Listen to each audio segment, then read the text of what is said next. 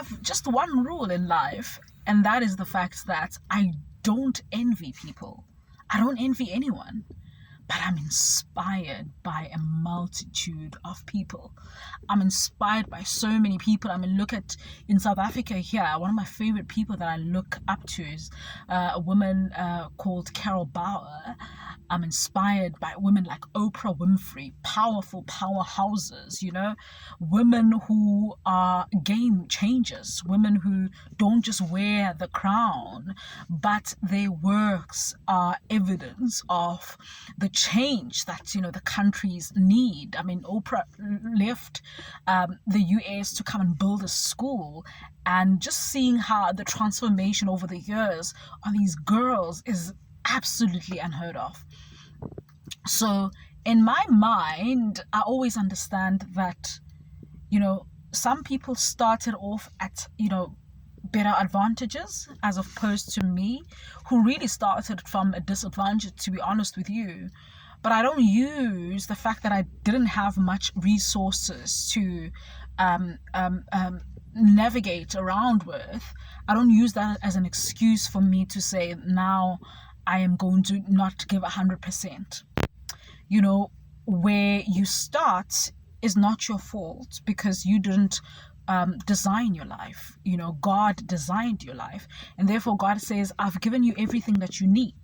You know, there's this saying where people say faith without works is dead, and I truly believe in that.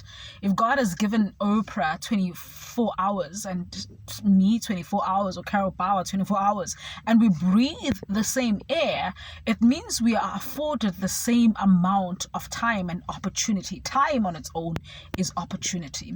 So instead of just spending time, especially Christians, spending time praying for blessings, you know, keep God accountable with his word. He says, I will bless the works of your hands. And he says, plant and put in a seed, and therefore you shall reap. So what God is initially saying, in my understanding, is that put in the work, and I will be faithful as your father to bless the works. You get what I'm saying?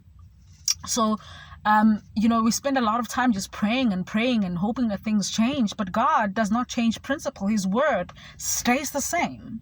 And that's why it's imperative for us to understand the principle of life and how life works. I always say, you either have results or excuses. Never both.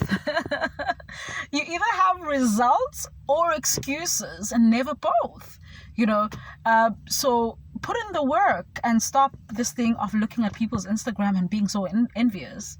Understand they're being afforded, you know, the same amount of hours as you and the same air. Maybe they've started from, you know, a certain vantage point, but, you know, that is not an excuse. God knew why you had to start at a disadvantage, and has given you everything you need to overcome starting at a disadvantage. So you just have to keep going. Bless you.